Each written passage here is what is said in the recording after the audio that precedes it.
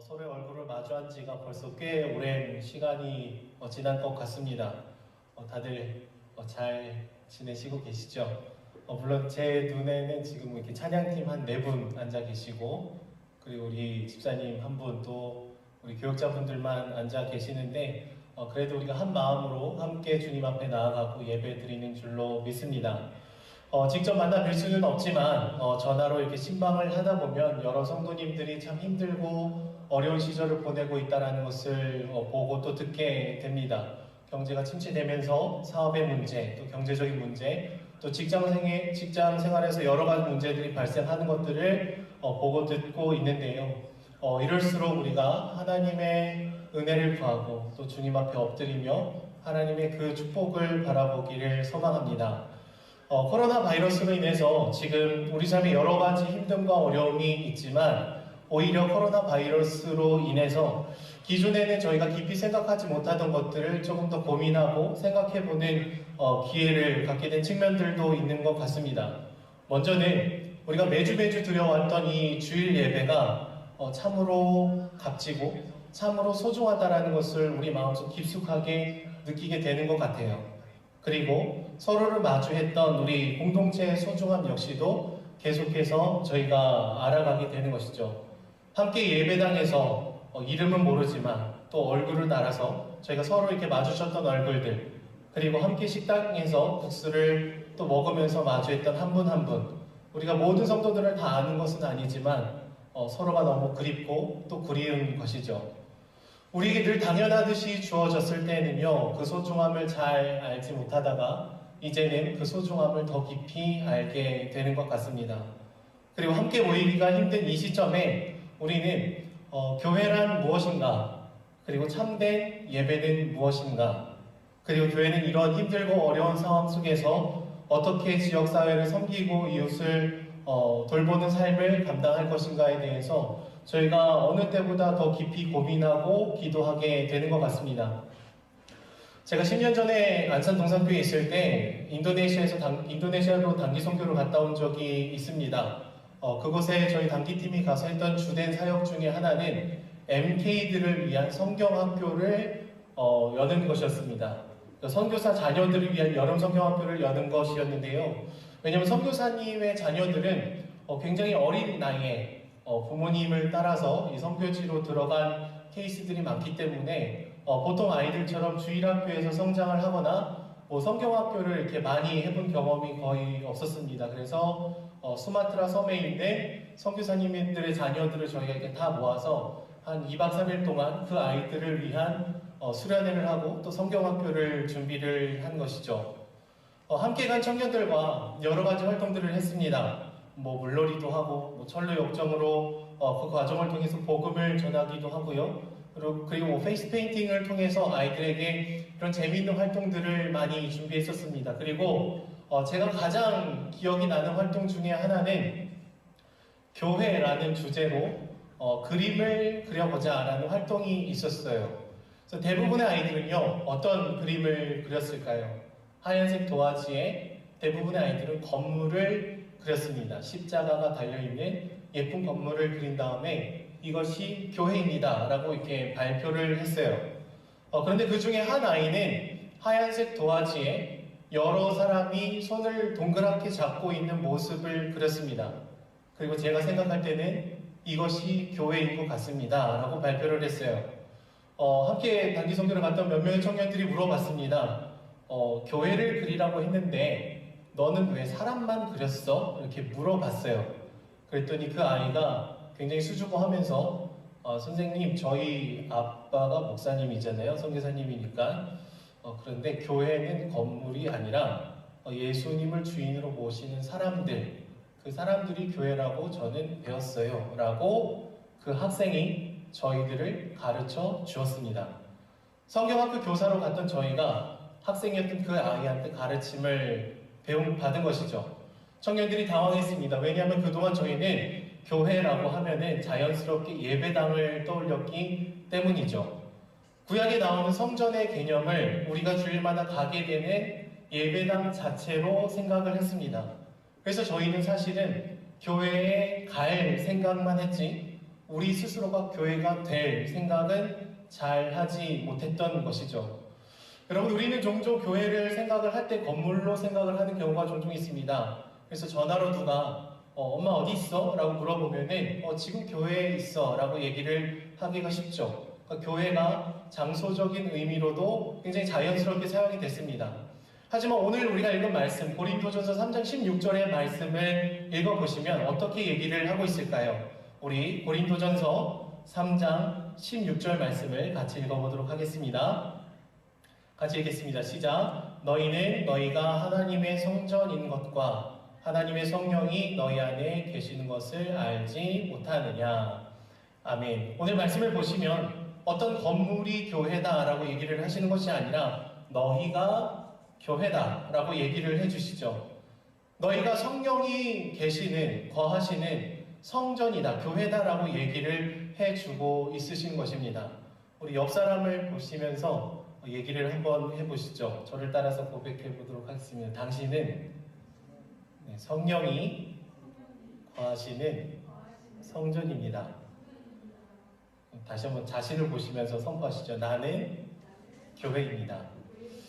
우리 찬양팀이 굉장히 큰 목소리로 반응을 해주셨는데 성경에 기록되기를 우리 한 사람 한 사람 주님께서 피값으로 사시고 구원하신 몸된 공동체다, 교회다라고 우리를 그렇게 불러주고 계십니다.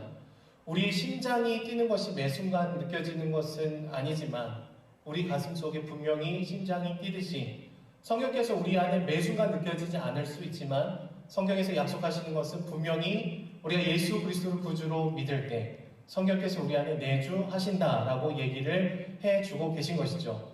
여러분, 하지만 우리가 만약에 교회라는 개념을 건물 혹은 장소적인 개념으로 생각을 한다면 어떤 일이 일어나게 될까요?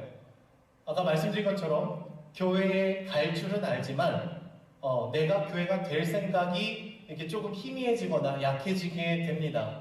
예배당에 가서 예배를 드리고 집중하는 데는 잘 하죠. 죄를 고백하고 찬양하고 헌금도 주님 앞에 드리고 거룩한 마음으로 우리가 예배당에 가서 하나님의 예배하는 것은 잘 합니다. 그런데 우리의 무의식 중에 교회에 갔다 왔으니까, 예배당을 나왔으니까 그 순간부터는 전혀 다른 삶의 모습을 저희가 보일 수가 있는 것이죠. 예전에 제가 20살이 되고 21살이 되었을 때 저희 고등학교 친구들 중에서 재수를 하는 아이들이 있었습니다. 그래서 이제 재수를 마치고 이제 수능을 다시 보는 시기가 되었는데요. 굉장히 추운 날이었고 친구들이 우리 재수를 하는 친구들을 응원하기 위해서 이제 시험장에 가서 우리 같이 이렇게 힘을 북돋아주고 좀 기도도 해주고 응원을 해주자. 그래서 고등학교 친구들이 이렇게 연락을 해서 새벽 일찍 만나기로 했습니다. 특히 저희 친구들 중에 대부분은 안산 동산교회 건너편에 있는 성안고등학교에서 이제 재수하는 애들이 다 몰려서 시험을 봤어요. 그래서 몇 명의 친구들과 같이 시간을 정하고 만나기로 했습니다. 저는 새벽 기도를 드리고 새벽 기도를 끝나서 친구들과 정문에서 만나서 이제 길을 건너면 그 학교로 가서 응원을 하려고 했습니다. 그런데 저를 기다리고 있었던 한 친구가 불신자인데 저를 이렇게 보자마자 굉장히 이렇게 비웃듯이 웃는 거예요. 그래서 왜 이렇게 비웃냐라고 제가 물어보니까 지금 너를 기다리면서 한 형제가 나오는 거를 봤는데, 한 남자가 나오는 걸 봤는데 분명히 딱 봐도 왼손에는 성경책을 들고 기도를 막 마치는 것 같은 그런 모습을 하고 있었다. 그런데 동산교회 그 자동문이 딱 열리는 순간 굉장히 차가운 바람이 들어오니까 입에서 갑자기 삐리리 너무 춥잖아 막 이러면서 그 비속어를 그냥 자기 스스로 하고 가는 거를 이제 불신자인 친구가 교회 앞에서 본 거죠. 그래서 분명히 저 친구는 방금 기도하고 나왔을 텐데 예배당 문이 열리면서 바로 다르게 행동하는 거 보니까 좀 재밌다. 그래서 제가 그냥 할 말이 없었어요. 그래서 너무 추웠나 보지. 그러고 이렇게 넘어갔는데 어떨까요? 우리가 의도한 것은 아니지만 교회를 가고 나올 수 있다라는 개념으로 생각을 하면은요, 교회 안에서는 굉장히 하나님이 계신 것처럼 조심조심 생활을 할 수가 있습니다. 경건하게 저희가 나아갈 수 있어요. 그런데 교회를 장소적인 개념으로만 생각을 하면은요, 우리도 알게 모르게 하나님이 안 계신 것 같은 그 자리에서는 이런 동일한 모순의 모습을 저희가 보일 수가 있는 것이죠. 하지만 교회가 건물이 아니라 그리스도를 따르는 공동체, 바로 내가 교회다라는 인식을 깊이 갖고 있는 사람은요, 예배당에서 예배를 드릴 뿐만 아니라 직장에서, 가정에서, 또 내가 어디에 있든지 간에 나의 말과 행동이 어떻게 해야 되는지를 자세히 주의를 합니다. 왜냐하면 알고 있는 것이죠. 내가 교회라는 것을, 그리고 성령께서 언제나 나와 함께 하신다는 것을 깊이 알고 있기 때문에 우리는 늘 주님과 동행하는 삶을 살아가려고 애를 쓰게 되는 것입니다. 오늘 우리가 함께 읽은 17절의 말씀 가운데에서는요, 누구든지 하나님의 성전을 더럽히면 하나님이 그 사람을 멸하시리라 라고 얘기를 하고 있습니다. 여러분, 성전을 더럽히고 파괴한다라는 이 표현은 고린도 교회에서 어떤 모습으로 드러났었을까요? 이 당시 고린도 교회의 교인들은요, 너는 누구 파냐? 나는 바울파다, 나는 아볼로파다, 나는 그리스도파다, 게바파다, 막 이렇게 얘기를 하면서 내가 남들보다 더 나은 그 제자들의 분파인 것을 강조했습니다. 그리고 자기 자신을 조금이라도 더 높이고 싶어하는 그런 욕심에 사로잡혀 있었죠. 겉으로 보면은 바울을 높이는 것 같습니다. 아볼로를 높이는 것 같아요. 그런데 사실 그 속으로 들여다보면 그 사람들과 관련이 있는 나, 그 사람들로부터 복음을 들은 나라는 존재를 높이고 싶어하는 마음이 있는 것이죠. 내가 교회라는 것을 깊이 인식하는 사람은요, 오직 그리스도를 한 분만을 따르며 그분과 함께 낮아지고 섬기고 하나됨을 지키는 삶을 살아가게 됩니다. 그런데 여전히 내가 너보다 높음을, 탁월함을 강조하고 싶어하는 사람들은 그 마음의 중심에 하나님이 아니라 내가 가득하게 되는 것이죠. 왜 그렇습니까? 잘 몰라서 그런 것이죠. 나와 다른 저 사람도 그리스도의 몸된 지체, 교회라는 것을 아는 것이 아니라 그저 내가 다른 사람보다 높아지고 싶어하는 그 마음의 흐름이 있게 되는 것입니다. 그래서 오늘 말씀 본문을 보시면은 내가 더 높다, 내가 더 괜찮은 분파의 사람이다라고 얘기를 하는 고린도 교회에게 너희가 그리스도의 성전인 것을 왜 알지 못하냐라고 얘기를 하고 있는 것이죠. 그리스도를 주로 모시는 우리 한 사람 한 사람이 너무나 소중한 성령이 거하시는 성전, 즉 교회라는 것을 잘 모르면은요, 우리가 잘못된 동기로 이기적인 마음으로 서로를 아프게 하고 힘들게 하고 어렵게 만들 가능성이 높습니다. 그렇게 우리가 서로의 소중함을 잘 알아야 서로를 잘 대할 수가 있게 되는 것이죠. 교회다움을 모르면 끊임없이 남과 나를 비교하면서 나의 가치를 찾습니다. 그리고 다른 사람의 소중함을 알지 못하고 우리에게 허락되어 있던 교회의 공동체를 흐트러뜨리게 되는 삶을 저희가 살아가게 되는 것이죠. 예전에 저희 사촌 형님께서 신차를 이렇게 나오자마자 뽑았던 적이 있습니다. 이제 자동차 회사에서도 나온 적이 얼마 되지 않은 완전히 그 신상 자동차를 뽑아서 이제 짜잔 하고 이렇게 자랑을 했어요. 그래서 어느 날 주유소에 가서 기름을 넣었습니다. 그래서 얼마를 넣어드릴까요? 그래서 가득 넣어주십시오.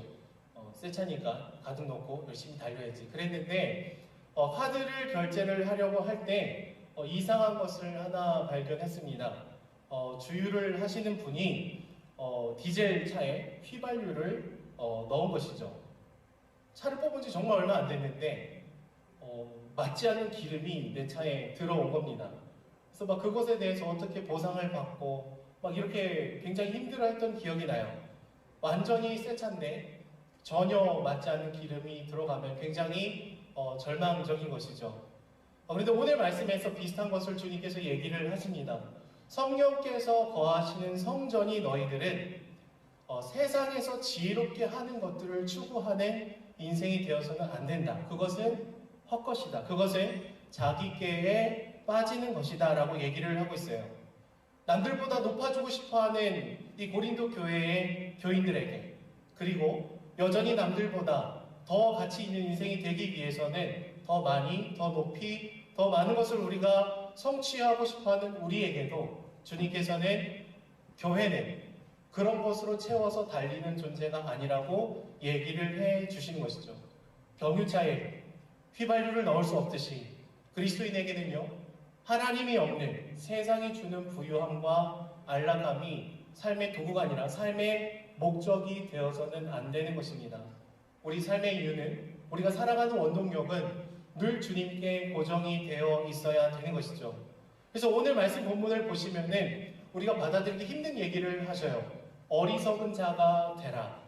그리하여야 지혜로운 자가 될 수 있다라고 얘기를 해 주는 것이죠. 왜 그렇습니까? 우리가 내 것이 아니기 때문이다라고 얘기를 하고 있어요. 그리스도의 것이기 때문이다라고 얘기를 하시죠. 오늘 말씀 마지막 절인 23절 말씀을 같이 읽어보도록 하겠습니다. 23절 말씀입니다. 함께 읽겠습니다. 시작. 너희는 그리스도의 것이요 그리스도는 하나님의 것이니라. 아멘. 여러분, 하나님은 이 말씀을 통해서 굉장히 강력하게 얘기를 하십니다. 너는 내 거다. 너희 주인은 바로 나다. 주님이 십자가에서 죽으심으로 우리를 대속하셨기 때문에 강하게 얘기를 하실 수가 있는 것이죠. 그리스도인은, 그리스도의 것은 세상의 지혜와 똑같은 연료로 나아갈 수는 없다라는 것을 분명히 얘기를 해주고 있는 것이죠. 주 안에 사랑하는 여러분, 우리는 어떻게 살고 있을까요? 혹시나 우리 영혼에 맞지 않는 기준과 가치와 삶의 방식, 세상에서는 지혜롭다고 얘기하는 그것이 오늘날 우리 안에도 들어와 있지는 않습니까? 그러나 그것이 결국에는 우리를 망가뜨리고 힘들게 만든다는 것을 기억하시기를 바랍니다. 세상의 지혜를 따르는 것이 아니라 성령의 지혜를 우리가 따라야 되는 것이죠. 코로나19 사태로 인해서 여러 분들이 힘들어하고 계십니다. 어려움이 있죠. 그리고 누군가는 이 죽음의 고통 가운데도 지나는 참 비참한 순간들이 많이 있습니다. 그런데 이 세상에서요, 이 지혜로움을 추구하는 사람들은 지금 어떤 반응을 보이고 있을까요? 지금이 기회다라는 얘기를 하는 분들도 있어요. 여전히 우리 인생이 더 많은 것을 소유해야지 가치 있는 인생이 될 거라는 확신을 가진 사람들은요, 지금 이 기회에 공급이 참 어려운 마스크를 더 많이 재고를 확보를 해서 비싸게 팔면 더 많은 돈을 내가 벌 수 있겠다라는 심정으로 누군가의 아픔을 외면하고 돈을 더 많이 벌 수 있는 기회로 이 시간을 대하고 있는 사람이 있습니다. 굉장히 잔인한 일이죠. 여러분, 누군가의 아픔을 공감할 수 없다라는 것, 그리고 더 적극적으로 자신의 이득을 취할 수 있는 기회로 바꾼다는 것은요, 사람다움을 잃어버리는 비참한 가운데 있는 것입니다. 또 누군가는요, 이런 상황 속에서 여전히 내 생각만을 얘기를 하는 분들도 있어요. 이런 여러 가지 현상들을 보면서 내가 보는 견해만 맞다, 내가 보는 기사만 맞다, 내가 판단을 내리는 것들만 맞다. 그래서 내 생각과 조금만 다르면 그 사람을 밀어내고 너와 나로 분리시키고 끊임없이 분열하게 되는 흐름들이 굉장히 많이 있습니다. 어떤 사이트를 가면은 부정적인 댓글들이 있어요. 또 어떤 사이트를 가면 자기들의 견해에 맞는 얘기들만 쭈르륵 담겨있는 부분들이 있습니다. 그런데 공통점은 나는 맞고 너는 틀리다라는 거예요. 심지어 그런 이야기들이요, 그리스도께서 오늘 성전이라고 불러주시는, 한 몸이라고 불러주시는 교회 안에서도 여전히 우리의 생각이 앞서서 서로를 분열하고 정죄하고 판단하는 흐름으로 나아갈 때가 있는 것이죠.